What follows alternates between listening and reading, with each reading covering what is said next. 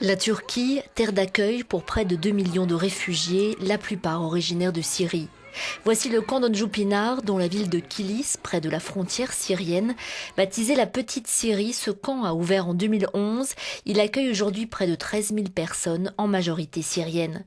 Ici, pas de tentes, mais des centaines de préfabriqués et une gestion saluée par les Nations Unies. Supermarchés, coiffeurs, cafés, écoles, c'est une ville dans la ville. Un peu de réconfort pour ceux qui ont tout perdu. Ce sont les personnes les plus vulnérables qui vivent ici. On ne peut pas travailler. En Syrie, on avait une vie normale, un travail.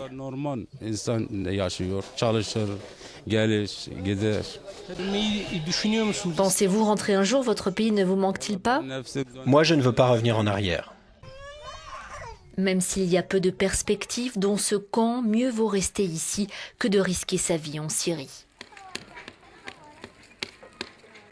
Tant que la situation n'est pas sûre là-bas, je ne veux pas rentrer.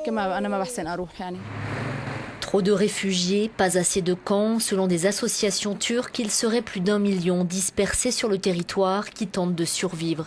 Une situation source de tensions avec les habitants. Alors pour encourager le dialogue entre les deux communautés, le centre d'information Malumat a ouvert dans la ville voisine de Gaziantep au programme conseils et cours gratuits dispensés en plusieurs langues. Leur principale préoccupation, c'est l'incertitude. Ils sont dans une grande incertitude quant à leur avenir. Ils n'ont aucune perspective d'avenir. Voilà pourquoi nous voulons cibler les jeunes. Notre principal objectif est de soutenir les jeunes âgés de 17 à 24 ans. Burada bizim esas program hedef kitlelerimizden bir tanesi de gençler, 17-24 yaş arasındaki gençler.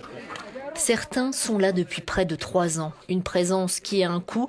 Selon l'ONU, la Turquie a dépensé un peu plus de 3 milliards d'euros pour ces déplacés. Bien que leur pays leur manque, la plupart des réfugiés syriens ne veulent pas rentrer à cause de la situation. Ils sont donc installés dans le camp d'Onjupinar où ils ont créé un quotidien supportable. Turcs et Syriens vont donc continuer à vivre ensemble pour un certain temps. Bora Bayraktar, Euronews, Öncüpınar.